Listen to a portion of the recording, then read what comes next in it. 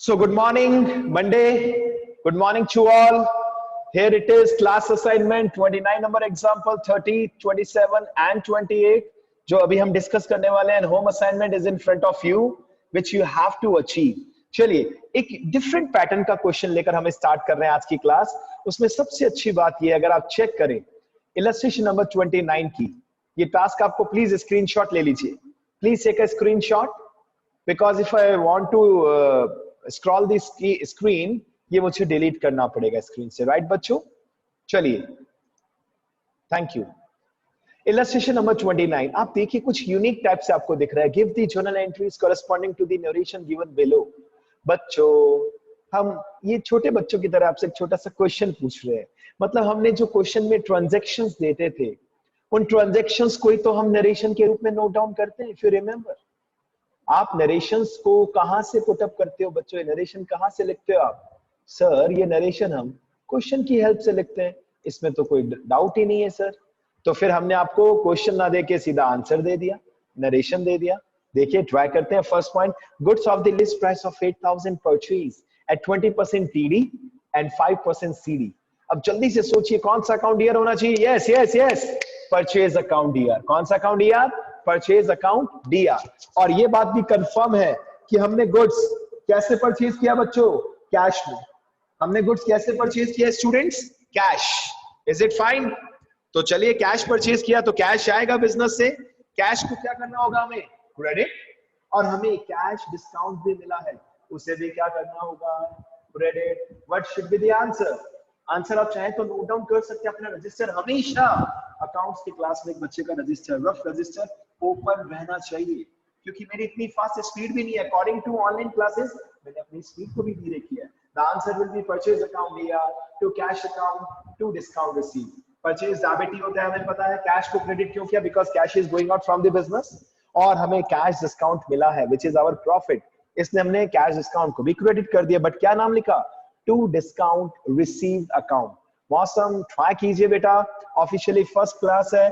इस क्लास के बाद 10:40, अगर आपने ग्रुप में चेक किया, पर्सनल आईडी एंड पासवर्ड मैंने भेज रखा है आप सभी को, तो वो मेरी एक सेपरेट क्लास है, वो एज यूजुअल चलेगी 10:40. चलिए, तो फर्स्ट एंट्री का आंसर हुआ परचेज अकाउंट दिया to cash account to discount receive. अब क्वेश्चन ये आ रहा है सर परचेज को डेबिट कितने से करें? 8000 का आपने गुड्स परचेज किया, राइट? 8000 में से सबसे पहले 20% टीडी को माइनस कीजिए. कितना होगा सर? 20% माइनस करने के बाद परचेज अकाउंट डेबिट होगा 6400 से. टू कैश कितना गया? नहीं लिखना, अभी नहीं लिखना. टू डिस्काउंट रिसीव, यस लिखना है. 5% कैश डिस्काउंट लिखना है बच्चों. ठीक है, आगे चलें. अमाउंट आप निकाल सकते हैं, डाउट है तो मुझसे पूछ लेना. Goods costing 15,000 sold at a profit of 33/13. मैंने आपको बहुत अच्छे से बताया था अकाउंटिंग इक्वेशन में भी, कभी टेंशन मत लेना. बिकॉज 33/13 को 33.33 को हम शॉर्ट में क्या कह सकते हैं? 1/3. क्या कह सकते हैं बच्चों इसे हम? 1/3. इफ यू रिमेंबर, याद आ रहा है बच्चों? 33.33 को आप शॉर्ट में क्या कह सकते हैं? 1/3. यानी कि 15,000 का 1/3, 15,000 का 1/3 कितना हुआ बच्चों? Sir 5,000 rupees. इट मीन्स हमने 15,000 के गुड्स को कितने में सेल किया? 20,000 में. और गुड्स सोल्ड करते समय हम प्रॉफिट लॉस अलग से शो नहीं करते, किसी पर्सन का नाम भी नहीं है. What should be the entry? क्या एंट्री होगी बच्चों? सर कैश आ रहा है, कैश सीआर हो जाएगा, और सेल्स हमेशा सीआर होता है इफ यू रिमेंबर. क्या एंट्री होगी बच्चों? कैश अकाउंट या to sales with how much rupees? 20,000 rupees, right? आपको जहां पे भी लगे स्क्रीनशॉट ले सकते हैं, please go for it. Screenshot ले लेना चाहिए. चलें बच्चों आगे. चलिए नेक्स्ट पॉइंट की ओर प्रोसीड करते हैं जल्दी से. आइए अप्रैल 10th का ट्रांजैक्शन देखते हैं. Goods costing 4,000 destroyed by fire. आग लग गई, आग. बच्चों आपकी दुकान में आग लगी, वो लॉस है. क्या होता है लॉस का? What is the rule of loss? Sir losses को हमेशा हम डेबिट करते हैं. कौन सा अकाउंट ओपन करेंगे? सर लॉस बाय फायर हुआ है तो loss by fire account DR. Loss by fire account DR. और लॉस किस में हुआ बच्चों? सर लॉस हुआ है गुड्स में, तो परचेज अकाउंट को क्रेडिट कर दो. बिकॉज हमने हमेशा एक ही चीज पढ़ी, परचेज हमेशा डेबिट होता है, but in case of loss purchase account क्या हो जाएगा बच्चों? क्रेडिट हो जाएगा. Got it? क्लियर है? एंट्री आपके सामने अप्रैल 10 की। आइए नेक्स्ट अप्रैल 16 पर आते हैं। देखिए, plant purchase 1 lakh and installation charges paid 2000। अगर आपको रूल याद है तो यहाँ पर कौन सा कंसेप्ट एप्लीकेबल हो रहा है बच्चों? देखिए, अकाउंटिंग प्रिंसिपल हम कल से अपने स्टार्ट करने वाले एक्स्ट्रा क्लास में अकाउंटिंग प्रिंसिपल्स में आप सभी को बता दूं। Those who are not having maths या जो भी बच्चे एक्स्ट्रा पढ़ना चाहे, मोस्ट वेलकम है अकाउंटिंग प्रिंसिपल्स। 3 दिन मैक्सिमम में हम कंप्लीट कर लेंगे। किसको? अकाउंटिंग प्रिंसिपल्स को। कॉस्ट कंसेप्ट कहता है कि अगर हमने कभी भी फिक्स एसेट परचेज की और उसके ऊपर कोई भी एक्सपेंस किया, कंपलसरी एक्सपेंस, राइट, जो करना कंपलसरी है, that will be added to the cost. और हमने प्लांट परचेज किया, प्लांट मशीन का बड़ा वर्जन है। छोटी मशीन होती तो आप प्लांट बोल सकते थे। अगर आप देशनों गए हो तो उससे पहले आपको थर्मल पावर प्लांट, अलग अलग प्लांट दिखेंगे। प्लांट अकाउंट डेबिट कितने रुपए से होगा? 1,02,000 and cash is going out from the business, तो कैश अकाउंट को हम क्या कर देंगे बच्चों? क्रेडिट कर देंगे। राइट बच्चों, इज इट ओके? प्लीज बेटा, अगर किसी को कहीं पे भी डाउट हो, बिंदास you can raise your hand. Okay, आगे चलें स्टूडेंट्स, चलिए आगे चलते हैं। नेक्स्ट पॉइंट, उसके लिए अगेन क्या लिखा है अप्रैल 20 में? Bank account DR. Sir bank account DR दे रखा है, अच्छा जी, इट मींस बैंक में पैसे आ रहे हैं। सर डैश अकाउंट डीआर, अच्छा सर क्या होगा हमें तो पता ही नहीं। टू में डैश अकाउंट, अरे सर यहाँ पे क्या होगा हमें ये भी नहीं पता। पढ़िए ध्यान से, पढ़िए क्वेश्चन क्या कह रहा है। 40 पैसा per rupee receive from the estate of Mohan on his insolvency. यानी मोहन क्या हो गया? इंसॉल्वेंट हो गया बच्चों। क्या हो गया? मोहन इंसॉल्वेंट। और उससे हमें कितना पैसा इना रुपी मिला? 40 पैसा इना रुपी, मतलब 40% अमाउंट मिला। और सर 40% अमाउंट कितना मिला ये भी हमें बता रखा है। इट मींस आप उससे टोटल कितना पैसा मांगते थे। अगर आपको ये एक्सपेक्ट करना हो, कैसे कैलकुलेट करेंगे जरा सोचिए।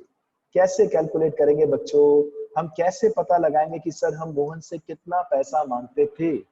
कैसे? क्योंकि थोड़ा सा ट्रिकी दे रखा है, बताइए। एनीबडी वांट्स टू एक्सप्लेन कि सर इसका आंसर ऐसे होगा? एनीबडी? मैं भी साथ साथ सॉल्व करा रहा हूं। मीनवाइल अगर किसी के माइंड में क्वेश्चन आता है, सॉल्यूशन आता है समझ में। Yes, it's very easy. आपको कितने पैसे मिले? सर 3000 रुपीज मिले। How much rupees? 3000। And sir ये रिप्रेजेंट कर रहे हैं 40% अमाउंट को। कितना परसेंट अमाउंट को? 40%। अगर आपको ये पता लगाना हो कि टोटल कितना पैसा आप मांगते थे, तो 3000 इंटू 40% यानी कि 40/100। यस, वेरी गुड रिया, अगर आप यही सोच रहे हो तो एकदम सही हो, बिल्कुल करेक्ट हो। अब आंसर भी मैंने बता दिया बेटा, sorry. 3000 into 100/4, the answer will be, check it out. अब चेक कर लीजिए बच्चों कितना पैसा आप मांगते थे, सोच लीजिए। यस यस, कर लिया, पता लगा लिया। 3000 into 100/4, the answer will B 7500 rupees. अब कुछ बच्चे कहेंगे सर कैसे माने, ये सही है, हालांकि मैंने मैथमेटिकल तरीके से किया। एक और एग्जांपल दूं आपको? चलिए बच्चों एक और एग्जांपल दे रहा हूं, और एग्जांपल खत्म होते ही जिसको समझ में आ जाए प्लीज मुझे बता देना, है ना भाई? ठीक है बच्चों, सो दैट मुझे लगे तो सही कि हाँ मैंने समझाया और आपको समझ में आया। So I will wait for hand raise just after the completion of this statement जो मैं स्क्रीन पे ऊपर लिख रहा हूं। मैंने एक स्टूडेंट से पूछा कि बेटा 12th बोर्ड में तूने कितने मार्क्स स्कोर किए? उस बच्चे ने बताया, बच्चों उस बच्चे ने मुझे क्या आंसर दिया कि सर मैंने 420 मार्क्स अचीव किए। कितने मार्क्स अचीव किए बच्चों? 420। मैंने उससे पूछा how much percent you got बेटा, how much percent you got?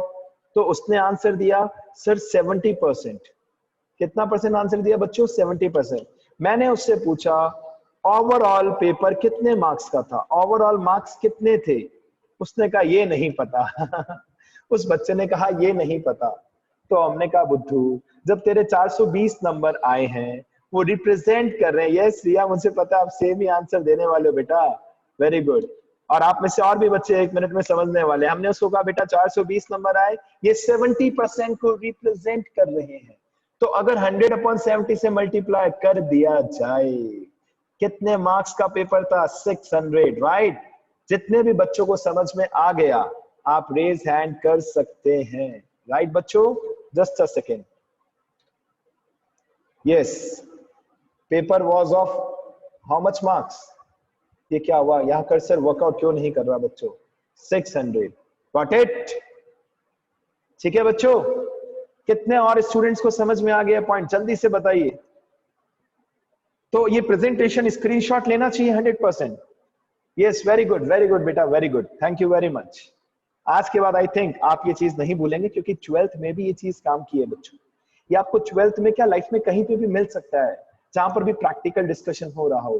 तो मैं इसको सबको क्लियर आउट कर रहा हूं, और ये बात कंफर्म होगी कि 7,500 हमें टोटल मिलना चाहिए था। कितना रुपीस मिलना चाहिए था हमें? 7,500। 2 में किसका नाम लिखेंगे? मोहन। 2 में किसका नाम लिखेंगे बच्चों? मोहन। और बैंक अकाउंट डीआर ऑलरेडी हो चुका है, कितने रुपीस से? 3,000 rupees. Bad debts account DR हो चुका है, कितने रुपीस से? सर ये तो पता ही नहीं। तो अभी अभी हमने टोटल अमाउंट भी निकाली थी बच्चों 7,500, उसमें से 3,000 मिल गया, तो कितना डूब गया? और बैंक डीआर क्यों हुआ? इन्होंने लिखा है बैंक डीआर क्योंकि हो सकता है हमें पैसे किससे मिले होंगे बच्चों? चेक से, इसलिए बैंक को डेबिट किया। 2 में किसका नाम लिखेंगे बच्चों? 2 में नाम लिखेंगे मोहन, क्योंकि ये पैसे किससे मिले? मोहन। कितना रुपीस बच्चों? 7,500। डन? क्लियर है? स्क्रीनशॉट ले सकते हैं। मैं आगे प्रोसीड कर रहा हूं जल्दी से। यस बच्चों, चलिए नेक्स्ट 2 पॉइंट्स और बचे हैं। अप्रैल 22 डैश अकाउंट डीआर 2 बार। अरे सर 2 बार दे रखा है, कोई बात नहीं, 2 बार देखा रखा है तो क्या हुआ? Dash account DR 30, dash account DR 10 और 2 बैंक अकाउंट 40,000। अब देखिए, purchase a computer for 30,000 and an electric fan for 10,000। Computer किस में आता है? 100% ऑफिस इक्विपमेंट्स में आता है बच्चों। कंप्यूटर हो गया, लैपटॉप हो गया, प्रिंटर हो गया, ये सब ऑफिस की इक्विपमेंट्स है, ऑफिस इक्विपमेंट में आएगा। और इलेक्ट्रिक फैन जो आपने खरीदा, ये ऑफिशियली फिक्सचर्स में आता है। बच्चे कहते हैं सर नहीं समझ आया, फिक्सचर क्या चीज है? देखिए, फर्नीचर एंड फिक्सचर, कई बार आपको 2 नाम साथ में दिखेंगे। फर्नीचर जो मूवेबल है, एक प्लेस से दूसरी जगह आप ले जा सकते हैं, लेकिन ट्यूबलाइट, इलेक्ट्रिक फैन, एसी, ये सब किस? एसी तो खैर अलग ही सेगमेंट हो गया, वो सब ट्यूबलाइट, फैंस, बल्ब्स, ये सब किस में आएगा बच्चों? सर ये तो फिक्सचर में आएगा, क्योंकि एक जगह फिक्स रहता है। So what will be the answer? Sir computer के लिए ऑफिस इक्विपमेंट डीआर और इलेक्ट्रिक फैन के लिए फिक्सचर्स। प्रॉपर वर्ड यूज करना पड़ेगा, fixtures. You have to be very careful. ठीक है बच्चों, अगर किसी ने फर्नीचर एंड फिक्सचर लिख दिया तो भी चला जाएगा। नेक्स्ट पॉइंट देखिए, अच्छा पॉइंट है 30 dash account DR. It's a good point. 2 dash means what? Salary paid 40 and due 10। अच्छा, 40 पे कर दिया और 10 बाकी है, मतलब टोटल एक्चुअल एक्सपेंस कितने रुपीस से डेबिट होना चाहिए? Sir it means total salary पे करनी थी 50,000 rupees. So the salary account will be debited with 50,000 actual expense, whereas अगर 2 की बात करें, 2 कैश अगर लिखा होता चेक से पे किया तो फिर उसके अकॉर्डिंग आप करते। 2 कैश कितना दिखाएंगे बच्चों? 40,000। How much rupees? 40,000, राइट बच्चों, क्योंकि ये आपने पे कर दिया। और सर 10,000 अभी भी बाकी है, सर उसके लिए क्या वर्ड यूज करते हैं हम? Sir outstanding salary. Very easy. कुछ बच्चे इसकी 2 अलग अलग एंट्री कर देते हैं, salary account DR to cash 40, फिर salary DR to outstanding salary 10,000। दोनों ही कंडीशन में सेम आंसर आएगा, कोई इश्यू नहीं है बच्चों। जल्दी से नेक्स्ट एग्जांपल की ओर आते हैं, जल्दी से। देखिए, हम कंसेप्ट पे भी फोकस ज्यादा कर रहे हैं, इसलिए थोड़ा टाइम ज्यादा लग रहा है, बट जो कर रहे हैं मेरा दिल कह रहा है कि मैक्सिमम बच्चों को मजा आ रहा है। ठीक है, और मजा अच्छे से कैसे आएगा? जब आप घर पे प्रैक्टिस करेंगे और डाउट्स पूछेंगे। और डाउट्स पूछिए ना बच्चों, कोई मना नहीं। हाँ जी, अब देखिए illustration number 30, rectify the following entry. अब मैं स्पीड बढ़ा रहा हूं धीरे धीरे बच्चों। यस, मनीष को डाउट है? जस्ट अ सेकंड, जल्दी से आगे प्रोसीड करते हैं। एग्जांपल 30 बच्चों गलतियों से भरा हुआ क्वेश्चन है। 30 मतलब गलतियां ही गलतियां। Rectify the following entries assuming that the narration in each case is correct. अब देखिए हम आप सबको क्या मैसेज दे रहे हैं, नरेशन करेक्ट है। तो आइए फर्स्ट पॉइंट में आते हैं जल्दी से। यस बच्चों, the purchase of machinery and the payment for its carriage. आपने मशीन खरीदी और उसके ऊपर कैरेज पे किया, अमाउंट सही है, एंट्री हो सकता है कि गलत है? जल्दी सोचिए, जल्दी। Yes, just raise your hand if you are honest, if you know the answer. बताऊंगा मैं बेटा, प्लीज, है ना, इसके लिए I am sorry for to all of you because we have limited time. जल्दी जल्दी। यस, हमने मशीन परचेज की और उसके ऊपर कैरिज का पे किया। सर, यहाँ पर कॉस्ट कंसेप्ट एप्लीकेबल हो रहा है, और कॉस्ट कंसेप्ट ये कहता है जब भी हम फिक्स एसेट परचेज करते हैं उसके ऊपर जो भी एक्सपेंस लगते हैं उसकी कॉस्ट में एड ऑन हो जाते हैं। The answer will B machinery account दिया टू कैश। वेरी गुड रिया, अगर आप भी यही सोच रहे थे और जो बच्चे यही सोच रहे थे लेकिन रेज हैंड नहीं कर पाए, doesn't matter. God bless you all. Very good, all of you. Machinery account दिया to cash, सिंगल एंट्री होगी, मशीन दिया to cash 4242। आइए नेक्स्ट पॉइंट की ओर बढ़ते हैं। आप आंसर चेक भी कर सकते हैं बच्चों, अभी तो मैं मान रहा हूं कि आप नोट डाउन भी कर रहे हैं साथ साथ। नेक्स्ट पॉइंट, परचेज अकाउंट दिया टू कैश 25,200, 25,200। हाँ जी बच्चों, क्या लिखा है narration? Goods purchase for 25,000 and carries पे 200। अब इसके लिए कॉस्ट कंसेप्ट नहीं बना है, कॉस्ट कंसेप्ट केवल और केवल फिक्स एसेट के लिए बना है बच्चों। तो ये तो फिक्स एसेट है ही नहीं सर, ये तो गुड्स है। और गुड्स खरीदते समय अगर आपके और एक्सपेंसेस हो रहे हैं, आप सोचिए आपके पेरेंट्स दिल्ली गए, दिल्ली से इलेक्ट्रॉनिक का बहुत सारा सामान ले अपनी दुकान पर बेचने के लिए, तो जो खर्चा हुआ एक्स्ट्रा उसको अलग से दिखाना पड़ेगा। The entry will be, if you want to note down you can note down right now. Purchase account दिया 25,000, carries account here 200 because carries is just like भाड़ा, expense हो गया बच्चों, expense हो गया, भाड़ा लग गया। The entry will be purchase account here 25,000 रुपए, 25,000, carries account here 200, to cash 25,200। Cash कितना जा रहा है बच्चों? 25,200, राइट? ओके, लेकिन अगर फिक्स एसेट खरीदी होती तो वहां पर पूरी कॉस्ट ऐड हो जाती है, राइट? कॉस्ट कंसेप्ट एप्लीकेबल होता है। Next point, sale of old newspaper, sorry, sale of old chairs and old newspaper for 200। जरा सोचिए, दिमाग लगाइए बच्चों, जल्दी से दिमाग लगाइए, क्या आंसर होना चाहिए इसका? अगर आपने चेयर बेची है तो उसके लिए फर्नीचर वर्ड यूज होता है, चेयर्स एंड ऑल के लिए स्टूल, चेयर, सब फर्नीचर यूज होता है, राइट? और पुराना न्यूज़पेपर एंड ऑल बेचा तो नॉट अ बिग डील, उसको हम मिसलेनियस रिसिप्ट्स भी बोल सकते हैं, मिसलेनियस इनकम भी बोल सकते हैं।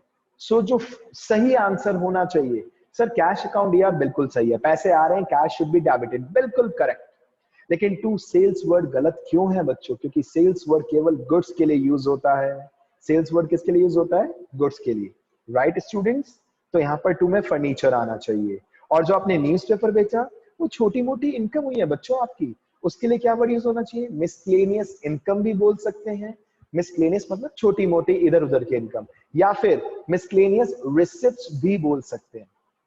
अब मैं आपको एक और चीज बताता हूं, अगर आपने ओल्ड न्यूज़पेपर खरीदे, मतलब न्यूज़पेपर खरीदा, न्यूज़पेपर का बिल भरा, न्यूज़पेपर दुकानों पे आता ही है, जब कस्टमर नहीं आएगा तो न्यूज़पेपर ही पढ़ता है दुकानदार, सीधी सी बात। तो क्या उसके लिए वो न्यूज़पेपर अकाउंट ओपन करेगा? नहीं सर, छोटे छोटे एक्सपेंसेस के लिए दुकानदार एक अलग सा अकाउंट ओपन कर देता है जिसका नाम क्या होता है बच्चों?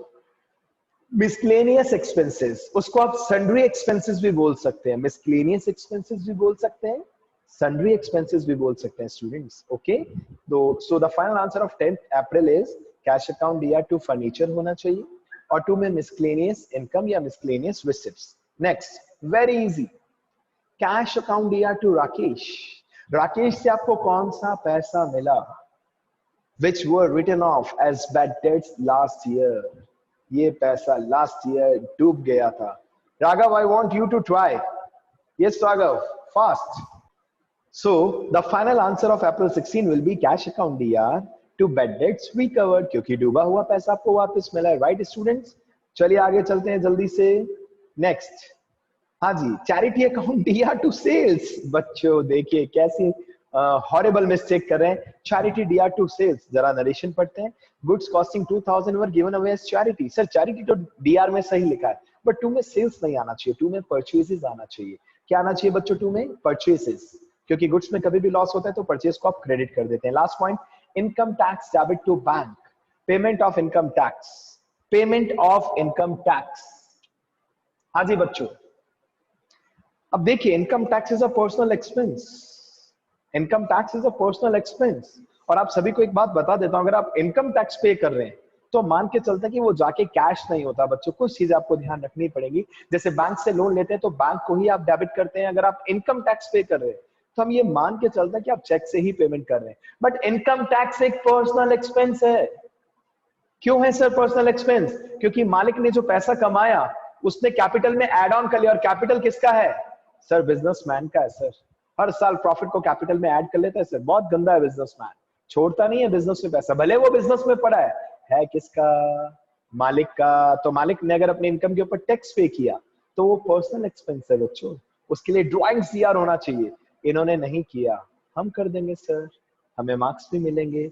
Check it out. This is the solution which is given in the question, which is already given in the question. इसके साथ ये लास्ट के दो क्वेश्चन खत्म हुए। अब जल्दी से इलस्ट्रेशन नंबर 27 पर आते हैं, और थोड़ा मुझे और स्पीड बढ़ाना पड़ेगा। And please I am again telling you, अगर कहीं आपको लगे कि स्पीड ज्यादा है या किसी पॉइंट में टेंशन है, उस पॉइंट को नोट डाउन कर लीजिए, मुझे उसकी फोटो भेजना, पॉइंट नंबर मत लिख के भेजना। ओके बच्चों, देखिए इलस्ट्रेशन नंबर 28 अच्छा पॉइंट है बच्चों। कितने पॉइंट्स हैं? एटलीस्ट 28 पूरा कंप्लीट करते हैं। 29 भी फिर आपके हवाले वतन साथी। जहां डाउट हो उस पॉइंट की मुझे फोटो भेजना।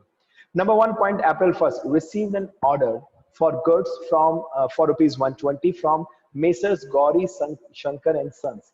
तो एक खास बात सुन लीजिए, अकाउंट्स की दुनिया में कभी भी ऑर्डर की एंट्री नहीं होती। ना पैसा आया है ना गुड्स गया है। We have just received an order. Order की कभी एंट्री नहीं होती, ये ट्रांजैक्शन नहीं है बच्चों। जल्दी से आइए, इसके बाद क्या लिखा है? Received order for goods from Mrs Ranveer and company 5 lakh. अरे बेटो ये तो फिर वही बात बता दी बच्चों। अच्छा कुछ और भी लिखा है, बताइए क्या लिखा है? along with the check of 1,80,000 as advance। Yes बच्चों, ये तो ट्रांजैक्शन है बच्चों, क्योंकि ऑर्डर की एंट्री नहीं होती, बट ऑर्डर के अगेंस्ट में अगर पैसे मिल जाएं उसकी एंट्री तो हमें करनी पड़ेगी। तो सोचिए क्या एंट्री होगी? सर पैसे मिले हैं, पैसे मिले हैं, अच्छी बात है। किससे मिले बताइए? मिस्टर्स रणवीर एंड कंपनी से मिले। अब जरा सोचिए, पैसे आ रहे हैं और वो भी चेक मिला है। अगर इस चेक के बारे में कोई इंफॉर्मेशन नहीं है तो ये चेक कहां जाएगा बच्चों? सर बैंक में जाएगा, बैंक अकाउंट डेबिट हो जाएगा। और तुम्हें सेल नहीं किया, बी केयरफुल, हमने सेल्स नहीं किया। हमने अभी पैसा, हमें एडवांस मिला है, किससे मिला? Ranveer and company. तो एंट्री होगी bank account DR to Ranveer and company. जिस दिन गुड सप्लाई कर देंगे उस दिन Ranveer and company DR to sales कर देंगे। बट अभी सेल्स नहीं, अभी केवल पैसा मिला है, वो भी चेक के through. Again I am repeating, bank account debit to में किसने दिए? Ranveer and company. आगे आइए, इसका उल्टा आ गया। Place order for goods with Messrs Kohli and sons of 2,50,000। Order की एंट्री नहीं होती, अब ये भी बात की थी। अच्छा कुछ और भी लिखा है, क्या लिखा है बच्चों? paid damn ₹1 lakh by check in advance। इसका क्या मतलब हुआ बच्चों? सर हमने पेमेंट किया चेक से, पहले चेक से पैसा मिला था तो बैंक को डेबिट किया था, अब चेक से पेमेंट किया है तो बैंक क्रेडिट होगा टू बैंक अकाउंट और डेबिट द रिसीवर। किसको दिया ये cheque? Sir Kohli and sons को दिया। द एंट्री शुड बी, अभी परचेज नहीं किया, अभी केवल ऑर्डर का पैसा दिया एडवांस कुछ। Entry will be Kohli and sons debit to bank account, simple. अब आगे देखिए, 2 दिन बाद क्या हुआ? सर 2 दिन बाद कोहली एंड सन्स ने गुड सप्लाई कर दिया 2.5 लाख रुपए का। कोहली एंड सन्स है ना, अच्छे नहीं थे, हमने इनको ऑर्डर दिया, ये पता है क्या कहते हैं? पैसे दो, पहले पैसे दो। हमने कहा ठीक है भैया, लो 1 लाख रुपए का चेक ले लो। अब 2 दिन बाद इन्होंने गुड्स भेज दिया, इन्होंने गुड्स सेंड किया है, परचेज हमने किया है, उन्होंने सोल्ड आउट किया, हमने तो परचेज किया ना, हमें तो अपने अकाउंट्स बनाने। हम क्या एंट्री करेंगे? Purchase account DR2, purchase account DR2, क्या नाम होगा? Kailash and Kohli and sons. The entry for April 7th will be purchase account DR2 Kohli and sons 250। अब आप जरा सोच के बताइए बच्चों, 2.5 लाख का गुड्स खरीदा, उसमें से 1 लाख रुपए we have already paid in advance. Now April 10th का पॉइंट क्या कह रहा है? Paid a cheque of 60% of the balance amount due to Kohli and sons on account. Be careful, मैंने आप सबको बताया था ऑन अकाउंट मतलब हिसाब किताब के बदले, फुल सेटलमेंट नहीं है। आप कोहली एंड कंपनी को, कोहली एंड सन्स को जितना भी देना था, आपको ड्यू अमाउंट जो था उसका 60% आपने दे दिया। जल्दी से सोचिए सर, 250 में से 1 लाख का तो पेमेंट कर दिया था पहले एडवांस, 150 बचा था, 150 का 60%, जरा दिमाग लगाइए सर, 150 का 60%, 90,000 हमने चेक से पे कर दिया। पैसे आ रहे जा रहे to bank, to bank. Right, to bank 90,000 और पैसे किसके पास जा रहे हैं? कॉली एंड सन्स यार, टू बैंक अकाउंट, डन, खत्म। अप्रैल 15 पे आइए, goods of 20,000 and furniture of the book value 10,000 destroyed by fire. आग लग गई, आग। और आग किस किस चीज में लगी है बच्चों? फर्नीचर में भी और गुड्स में भी। गुड्स में 20,000, फर्नीचर में 10,000। The entry will be lost by fire account D R. To purchases 20,000, to furniture 10,000 और डेबिट में लॉस बाय फायर कितने से डेबिट होगा? 30,000 रुपीज बच्चों, 30,000। आइए नेक्स्ट, अच्छा पॉइंट है। अप्रैल 20 जनरली नहीं दिखता आपको। Goods costing 50,000 were damage in transit. Transit मतलब रास्ते में, आप गुड्स बीकानेर से जोधपुर पहुंचा रहे थे, रास्ते में बस पलट गई, नुकसान हो गया। या बीकानेर से मालगाड़ी में सामान चढ़ाया दिल्ली के लिए, कुछ प्रॉब्लम आ गई, बारिश आ गई या कुछ भी हुआ, सामान खराब हो गया। A claim was made on railway authorities for the same. अब आप चाहें तो इसकी दो एंट्री भी कर सकते हैं। Loss in transit account D R to purchases, है ना, कर सकते हैं बच्चों। Loss in transit account D R to purchases. फिर आप रेलवे से पैसा मांग रहे हैं तो रेलवे क्लेम या railways account, railway authorities debit to, किस लिए पैसा मांग रहे हो? To loss in transit. मतलब जो आपने 3 एंट्रीज की थी गुड्स लॉस बाय फायर की, यहां पर केवल 2 एंट्री होंगी क्योंकि अभी पैसे नहीं मिले। मैं रिपीट कर रहा हूं, फर्स्ट एंट्री पे फोकस कीजिए। अप्रैल 20 की फर्स्ट एंट्री बच्चों, पहले तो आग लॉस होने की एंट्री, लॉस इन ट्रांजिट मतलब रास्ते में लॉस हो गया, loss in transit account D R to purchases. फिर आप पैसे मांग रहे हैं किससे? रेलवे से, तो रेलवे क्लेम भी बोल सकते हैं, रेलवे अथॉरिटीज अकाउंट भी बोल सकते हैं। डेबिट, डेबिट क्यों किया सर? डेटर बन गए ना, उन्हें हमें पैसे देने हैं, डेबिट। और टू में लॉस इन ट्रांजिट डीआर से सीआर, फिनिश। अप्रैल 22 वंडरफुल पॉइंट है बच्चों। आपको अपने सेल्समैन से 60,000 रुपीज मिले, receive from salesman 60,000 for goods sold by him after deducting his travelling expenses of 4,000। Wonderful point है, वंडरफुल पॉइंट है। 60,000 रुपए आपको अपने सेल्समैन से मिले, 60,000, और उसमें उसने 4,000 रुपए अलग से डिलीट कर दिए थे। 4,000 रुपए उसने पहले ले लिए अपनी जेब में। हमने उससे कहा था भाई तू बस में जाएगा, ट्रेन में जाएगा, टैक्सी भाड़े का पैसा लगेगा, वो तू लास्ट में काट लेना 4,000 रुपए। ठीक है जी। इट मींस हमने सच में सेल्स कितनी की है? 64,000 रुपीज। उसमें से हमें कैश कितना मिला? 60,000। 4,000 हमारा खर्चा हो गया, खर्चा डेबिट में आता है, ट्रेवलिंग एक्सपेंस अकाउंट दिया, कैश अकाउंट दिया 60, ट्रेवलिंग एक्सपेंस अकाउंट दिया 4,000, टू सेल्स 64,000 रुपीज, राइट। अब पहले अप्रैल 28 करते हैं बिकॉज 1 मिनट से भी कम का टाइम बचा है हमारे पास। हमें रेलवे अथॉरिटी से 40,000 रुपए मिल गए। कैश तो नहीं मिलेगा, चेक ही मिलेगा, बैंक अकाउंट दिया। लेकिन सर लॉस तो 60, कितने का हुआ था लॉस बच्चों? 50,000। सर लॉस तो 50 का हुआ था, कंपनी ने 40,000 दिए, पैसे आ रहे हैं, बैंक अकाउंट दिया। स्पेशल लॉस है, कैपिटल नेचर का, बार बार नहीं होगा। Loss in transit account, sorry profit and loss account दिया 10,000, और टू में पैसे किसने दिए? इंश्योरेंस कंपनी ने दिए, सॉरी, और इंश्योरेंस कंपनी ने नहीं दिए, किसने पैसे दिए? Railway authorities. तो टू में आप किसका नाम लिखेंगे? Railway authorities. इंश्योरेंस कंपनी ने दिए होते तो आप इंश्योरेंस का नाम लिखते। अप्रैल 25 रह गया बच्चों, टाइम नहीं है इतना कि मैं एक्सप्लेन कर पाऊं। प्लीज ये सारे क्वेश्चन एग्जांपल रीड आउट करना, स्टडी करना रिटन में, and in case of any doubt छोटे छोटे पॉइंट्स मुझसे डाउट के पूछते रहना, स्क्रीनशॉट भेज के या टाइप करके।